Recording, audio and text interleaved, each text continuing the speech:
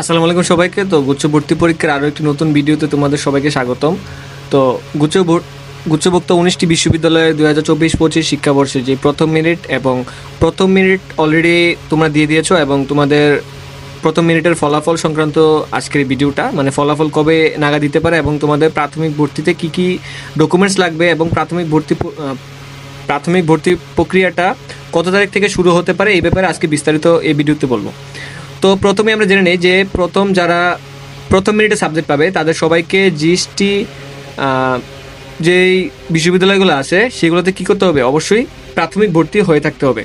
এবং যদি প্রাথমিক ভর্তি কেউ না হয় তাহলে সে কী হবে, পুরো জিএসটির যে ভর্তি প্রক্রিয়া আছে সেটা থেকে তারা বাতিল হয়ে যাবে এবং পরবর্তীতে কোনো বিশ্ববিদ্যালয়ে তারা জিএসটিতে আবেদন করতে পারবে না এবং ভর্তি হতে পারবে না। এবার আসি পরের বিষয়টা, সেটা হচ্ছে যে প্রাথমিক ভর্তির জন্য আমাদের কী কী ডকুমেন্টস লাগবে। তো এখন আমরা যদি খেয়াল করি যে প্রাথমিক ভর্তির জন্য প্রথমত লাগবে যে 5,000 টাকা করে যে পেমেন্ট স্লিপ, মানে যারা প্রথম মেরিটে চান্স পাবে তাদেরকে 5,000 টাকা পেমেন্ট করতে হবে ওই বিশ্ববিদ্যালয়ে। অনলাইনে এটা পেমেন্টটা হয় এবং গুচ্ছের যে ওয়েবসাইট আছে অফিসিয়াল, ওইখান থেকে তোমরা পেমেন্টটা করতে পারবা।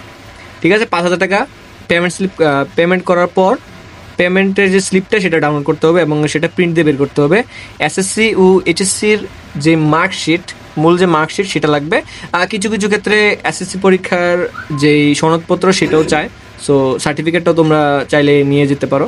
এবং গুচ্ছের যে মূল প্রবেশপত্র, এবং এই ক্ষেত্রে একটা বিষয় খুবই লক্ষণীয়, সেটা হচ্ছে যে গুচ্ছের মূল প্রবেশপত্র বা এডমিট কার্ড এটা কিন্তু অবশ্যই যেই টিচার ছিল পরীক্ষার কেন্দ্রে যিনি গার্ড দিয়েছেন ওনার যে সিগনেচার, ওই সিগনেচার সহ প্রবেশপত্র লাগবে।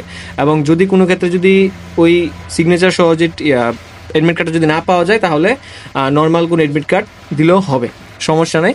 আর তৃতীয় হচ্ছে যে যারা সাবজেক্ট পাবে না তাদের এখন কি করতে হবে। তো যারা সাবজেক্ট পাবে না তাদের এই মুহূর্তে অপেক্ষা করা ছাড়া আমার আর কোনো অপশন নেই, তোমাদের অপেক্ষা করতে হবে দ্বিতীয়, তৃতীয় এবং চতুর্থ মেরিট বা গণবিজ্ঞপ্তি পর্যন্ত। এখন যতটুকু বিষয় জানা গেছে সেটা হচ্ছে যে মোটামুটি বলা যায় যে এবার গুচ্ছ ভর্তি প্রক্রিয়াটা খুবই দ্রুত সময়ে তৈরি হয়ে যাবে এবং খুবই সমূহ একটা সম্ভাবনা আছে যে 4টা মিনিটের বেশি হয়তোবা না দেওয়ার খুবই পসিবিলিটিস বেশি, মানে 4টা বা 5টা মিনিট দেওয়ার সম্ভাবনা খুবই বেশি, এর বেশি হয়তো ওনারা দিবে না। এরপর যদি কোনো কারণে সিট ফাঁকা থাকে তাহলে তারা গণবিজ্ঞপ্তিতে যেতে পারে। সো এটা হচ্ছে একটা বিষয় যে তারা সর্বোচ্চ 4টা মিনিট বা 5টা মিনিট দিতে পারে এবং তারপরে গণবিজ্ঞপ্তিতে যেতে পারে। সো এবার বলছে যে মেরিটে চান্স পাবে সেই মেরিটের উপরের ধাপগুলো অনুসরণ করে প্রাথমিক ভর্তিতে হতে হবে। ঠিক আছে, এখন আপনি দ্বিতীয় মিনিটে চান্স পান বা তৃতীয় মিনিটে বা চতুর্থ বা গণবিজ্ঞপ্তি যেখানে চান্স পান, সেই ক্ষেত্রে কি করতে হবে যে আমি উপরে যে 1-2 নাম্বার যে অপশনগুলো বললাম, মানে প্রাথমিক ভর্তি এবং ডকুমেন্টস এবং পেমেন্টগুলো মানে এই পুরো কাজগুলো প্রক্রিয়াগুলো সম্পূর্ণ করতে হবে। ঠিক আছে, এবার আসি সবচেয়ে বড় ইম্পর্টেন্ট একটা বিষয়, সেটা হচ্ছে যে মাইগ্রেশন। এখন আপনাদের সবার আগে বুঝতে হবে যে মাইগ্রেশন টোটাল 2 ধরনের আছে। ওইখানে যখন আপনি সাবজেক্ট চয়েস দিবেন এবং যখন আপনার সাবজেক্ট আসবে এবং যখন প্রাথমিক ভর্তি হয়ে যাবেন তখনই আসলে মাইগ্রেশনের যেই অপশনটা সেটা আপনাকে দেখাবে। সো মাইগ্রেশন অপশন এখানে 2টা দেখাবে, একটা হচ্ছে যে স্টপ অল মাইগ্রেশন, আরেকটা হচ্ছে স্টপ ইউনিভার্সিটি মাইগ্রেশন। এখন স্টপ অল মাইগ্রেশন এই জিনিসটা কি এটা আমরা ব্যাখ্যা করি।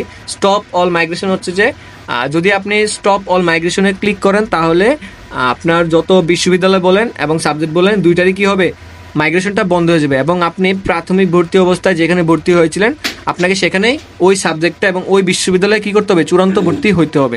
এটা হচ্ছে স্টপ অল মাইগ্রেশনের বিষয়টা। আর যদি স্টপ ইউনিভার্সিটি মাইগ্রেশনটা দেয় তাহলে এটা হবে যে আপনি যেই ইউনিভার্সিটিতে প্রাথমিক ভর্তি হয়েছেন, ধরেন আপনি এখন বরিশাল বিশ্ববিদ্যালয়ে ফিজিক্স ডিপার্টমেন্টে প্রাথমিক ভর্তি হয়েছেন, এখন যদি আপনি স্টপ ইউনিভার্সিটি মাইগ্রেশন দেন তাহলে ওই ক্ষেত্রে আপনার ইউনিভার্সিটি যে মাইগ্রেশনগুলো সেগুলো অফ হয়ে যাবে। কারণ আপনি বরিশাল ভার্সিটি সহ ধরেন যশোর বিজ্ঞান ও প্রযুক্তি বিশ্ববিদ্যালয়, তারপর আপনার ইসলামী বিশ্ববিদ্যালয় কুষ্টিয়া, 3টাতে আবেদন করছিলেন, এখন আপনি চাচ্ছেন যে বরিশাল ইউনিভার্সিটি থাকতে, সো ওই ক্ষেত্রে আপনি স্টপ ইউনিভার্সিটি মাইগ্রেশন দিবেন। এই ক্ষেত্রে আপনার যে বরিশাল বিশ্ববিদ্যালয়ের যে বাকি সাবজেক্টগুলো আছে ওইগুলোতে আস্তে আস্তে মাইগ্রেশন হতে থাকবে, কিন্তু আপনি অন্য কোনো ইউনিভার্সিটিতে যাইতে পারবেন না সোজা হিসেব, মানে আপনি যশোর বা ইসলামী বিশ্ববিদ্যালয়তে যাইতে পারবেন না, শুধুমাত্র আপনার যে বরিশাল বিশ্ববিদ্যালয়ে যে সাবজেক্টগুলো চয়েস দিয়েছিলেন সেগুলো পরিবর্তিত হতে থাকবে। যেমন আপনি প্রথমে দিয়েছিলেন বরিশাল বিশ্ববিদ্যালয়ে সিইসি, এখন আপনি প্রথম মিনিটে পাইছেন ফিজিক্স, বরিশাল বিশ্ববিদ্যালয় ফিজিক্স, তো আপনার পরবর্তী মিনিটে আপনার বরিশাল বিশ্ববিদ্যালয়ের সিইসি পাওয়ার একটা সমূহ সম্ভাবনা থাকবে। সো এটা হচ্ছে যে স্টপ ইউনিভার্সিটি মাইগ্রেশন। আর ওভারঅল এটা ছিল মাইগ্রেশন নিয়ে আমার ধারণা। আর আরেকটা বিষয় সবচেয়ে বেশি গুরুত্বপূর্ণ, সেটা হচ্ছে যে গুচ্ছের রেজাল্ট আগামী 4 থেকে 5 দিনের মধ্যে প্রকাশিত হবে। অর্থাৎ আনুমানিক বলা যায় যে 20 তারিখের মধ্যেই গুচ্ছের যে প্রথম মেরিটের ফলাফল সেটা দিয়ে দেওয়ার সম্ভাবনা সবচেয়ে বেশি। তো সকলে ভালো থাকবেন, আর গুচ্ছের প্রতিটি আপডেট পেতে অবশ্যই আমার চ্যানেলটাকে ফলো করে রাখবেন। সকলকে ধন্যবাদ। আসসালামু আলাইকুম।